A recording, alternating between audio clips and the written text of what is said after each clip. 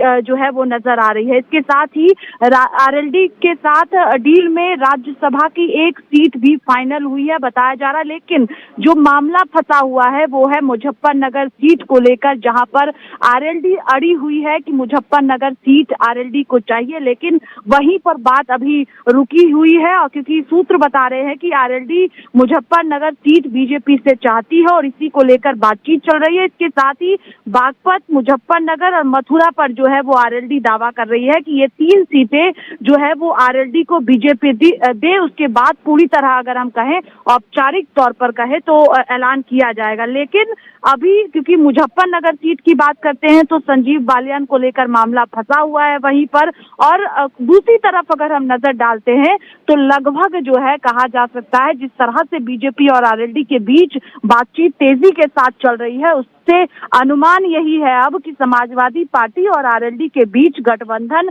टूटता हुआ जो है वो नजर आ रहा है पूरी तरह से। और जैसे ही इस पर बात बन जाएगी वैसे ही औपचारिक तौर पर ऐलान भी कर दिया जाएगा। और इसके साथ ही समाजवादी पार्टी की बात करें तो जब समाजवादी पार्टी के साथ जयंत चौधरी की बातचीत चल रही थी उस दौरान जयंत चौधरी लगातार बीजेपी शीर्ष नेतृत्व के संपर्क में थे, बातचीत उनसे कर रहे थे, लेकिन अखिलेश यादव की तरफ से ट्वीट किया गया था। आपको याद होगा कि 7 सीटों का ऐलान अखिलेश यादव ने आरएलडी को लेकर किया था कि 7 सीटें हम आरएलडी को दे रहे हैं। और जो है जयंत चौधरी ने भी कोट करते हुए रिट्वीट भी किया था। लेकिन बात अब बीजेपी से जयंत चौधरी की बनती हुई नजर आ रही है, लेकिन मामला थोड़ा सा अगर हम कहें तो फंसा हुआ नजर आ रहा है, क्योंकि अगर हम हरेंद्र मल्लिक की बात करते हैं तो मुजफ्फरनगर जो है वो जयंत चौधरी की बात करें तो कई नाम अभी इसको लेकर चल रहे हैं, लेकिन जो है नाराजगी सपा के साथ आरएलडी की बात करें तो है, कई सीटों को लेकर नाराजगी है जयंत चौधरी की।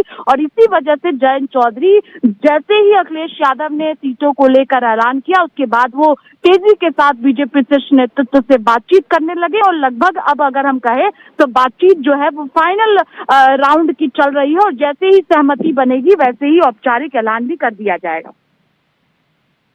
औपचारिक ऐलान का इंतजार किया जाए स्वाति, सारी चीजें लगभग फिक्स हैं, फाइनल हैं, इंतजार बस ऑफिशियल जानकारी का है। जी बिल्कुल, देखिए थोड़ा सा मामला फंसा हुआ है अभी बीजेपी के साथ जो बातचीत चल रही है जयंत चौधरी की, और जैसे ही वो मामला ठीक होगा उस पर सहमति बन जाएगी वैसे ही जयंत चौधरी एनडीए का हिस्सा होंगे। और लोकसभा चुनाव को लेकर जो है बीजेपी लगातार जिस तरह से 80 सीटों का दावा कर रही है उससे कहीं ना कहीं भारतीय जनता पार्टी को उत्तर प्रदेश में फायदा होगा आरएलडी के आने से, और इसीलिए बीजेपी भी चाहती है कि आरएलडी एनडीए का हिस्सा बने। और इसी को लेकर लगातार जो बातचीत है बीजेपी शीर्ष नेतृत्व और जयंत चौधरी के बीच सीधे तौर पर वो चल रही है। और फाइनल राउंड पर सूत्र बता रहे हैं कि इस वक्त बातचीत शीर्ष नेतृत्व के साथ जयंत चौधरी कर रहे हैं। और लगभग अगर हम कहें, इससे पहले भी हमने कहा कि समाजवादी पार्टी के साथ आरएलडी का जो गठबंधन उत्तर प्रदेश में है वो टूटता हुआ नजर आ सकता है आने वाले दिनों में।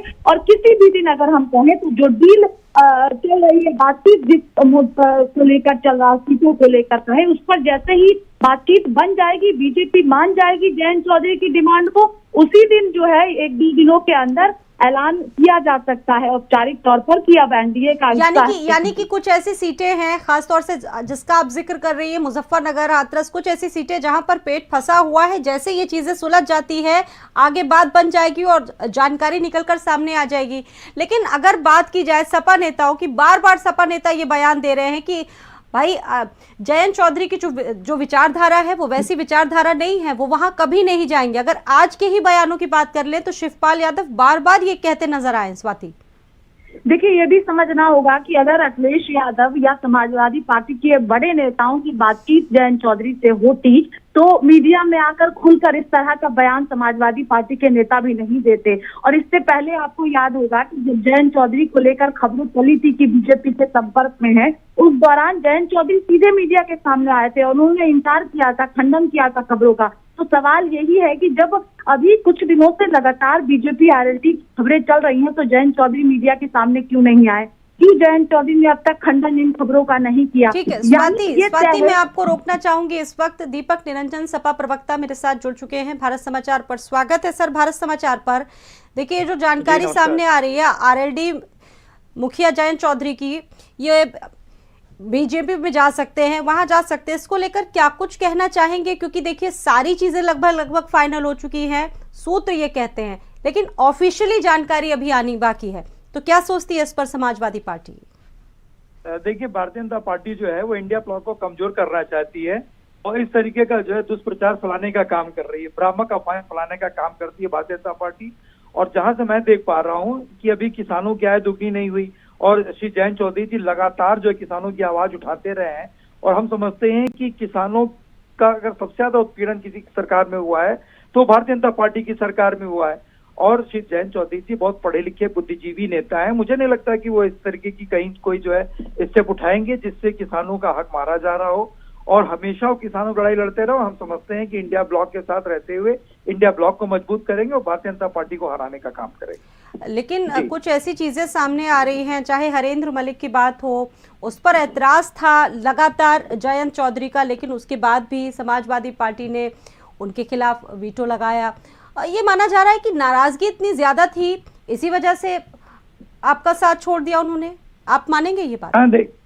नहीं, कहाँ साथ छोड़ दिया? अभी क्या कहीं से ऑफिशियल अनाउंसमेंट हो गया कि वो भारतीय जनता पार्टी के साथ चले गए? जी देखिए, ये सब र्यूमर है, इसमें कोई सत्यता नहीं है, इसमें कोई तथ्य नहीं है।